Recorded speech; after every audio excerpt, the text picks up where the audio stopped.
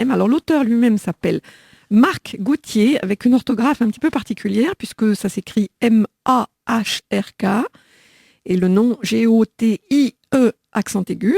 C'est un peu pourquoi faire simple quand on peut faire compliqué. Et le titre de son ouvrage s'appelle Les invraisemblables aventures de Monsieur Tout-le-Monde, et c'est chez IS Éditions. Alors, pour info, IS Éditions, je vous donne tout de suite le site, parce que mon ami Thierry, qui va devoir nous quitter précipitamment, je vais peut-être te laisser partir avec ce bouquin, tu vas voir, ça va te beaucoup te plaire. Ah ben merci beaucoup. Donc, Laurence. vous pouvez trouver toutes les informations sur cette maison d'édition sur www.is- c'est le tiret du 6 édition.com. Alors, donc, en général, quand je reçois un service presse ou que je reçois un invité, je demande toujours à l'invité de me faire lui-même sa bio. Donc, il m'a fait lui-même sa bio. C'est pas triste. Si je prends aussi la 4e de couverture, parce qu'il y a déjà une petite bio, où il est dit, après des études de lettres dont l'unique intérêt était de retarder le plus possible le moment où il devrait pointer à l'usine, Marc Gauthier se réfugie durant 3 ans sur l'île de la Réunion, où il passe son temps à se dorer la pilule au soleil.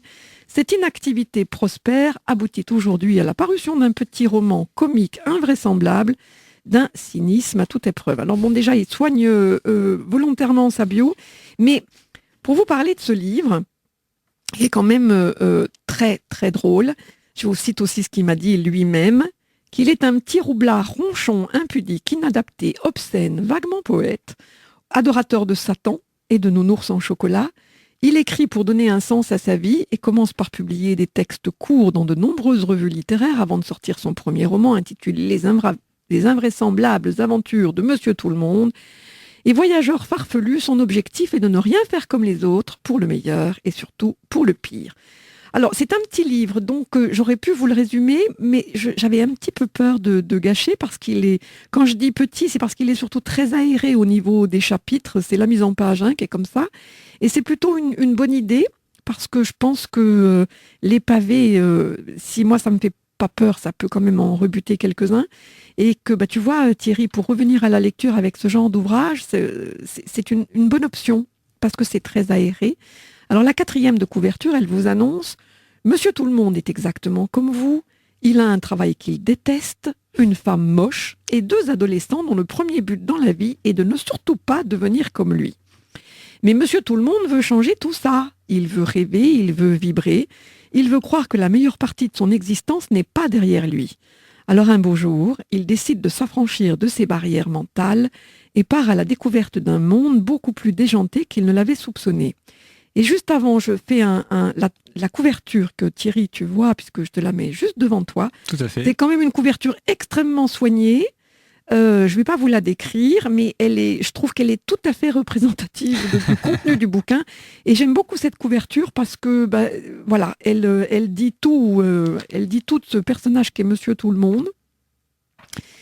Et il a vraiment des invraisemblables aventures parce qu'on va commencer tout de suite, on est tout de suite dans le bain quand on apprend que Monsieur Tout-le-Monde, qui est à table le soir avec son épouse et ses 2 mioches, dont une adolescente gothique, apprend que Marilyn Manson passe dans le coin et que sa fille a prévu d'aller au concert de Marilyn Manson, sauf qu'elle n'ira pas au concert parce que c'est le père qui va partir au concert, aux grandes dames, tu imagines bien, de sa fille. Et c'est à partir de là que les aventures vont s'enchaîner, mais c'est des aventures absolument rocambolesques, parce que c'est un livre qui est parfaitement déjanté, il l'est, mais il est surtout extrêmement bien fichu et bien pensé. Alors moi, j'ai trouvé l'écriture de Marc Gauthier très rythmée, très, très sans secousse. C'est rapide, ça saute bien les obstacles, c'est drôle, c'est poivré, c'est cynique, mais c'est tendre aussi, parce que souvent le cynisme, il y a un pendant qui est souvent la tendresse, qu'on le veuille ou non. Et son personnage de Monsieur Tout-le-Monde, dans lequel forcément il y a un peu de nous aussi, est exactement le genre de type à qui on mettrait volontiers une gifle ou un poing dans la margoulette, tant parfois il nous semble puant, parce qu'il est quand même puant, mais il a du panache quand même dans sa puanteur, ce Monsieur Tout-le-Monde. Il sent la sueur, il sent le gros rouge, mais c'est quand même un personnage, à la fois on le déteste, et à la fois, comme c'est un personnage qui est un peu en miroir, on l'aime bien quand même. Et je trouve que c'est un vrai coup de maître.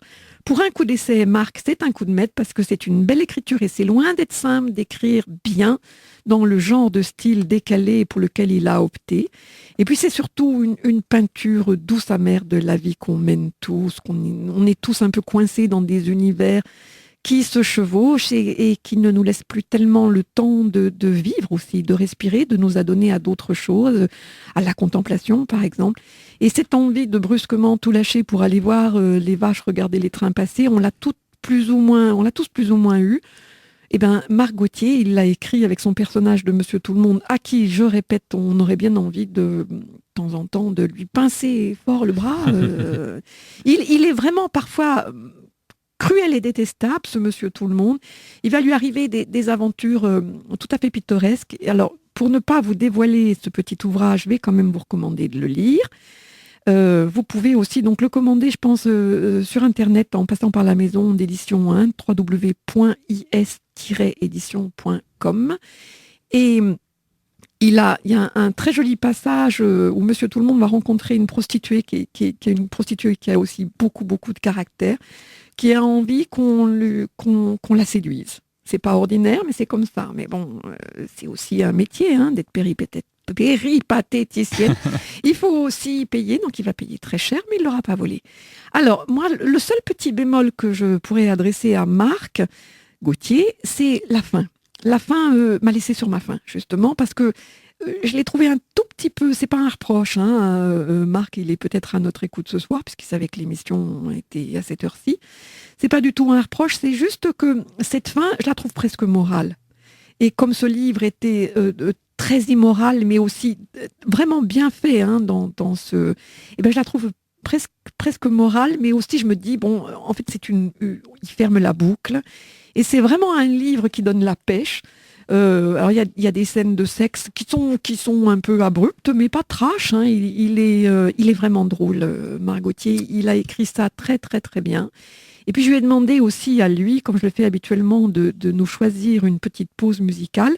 Eh bien, on va la marquer parce qu'il a choisi Floyd de Barber de l'album Beach de Nirvana.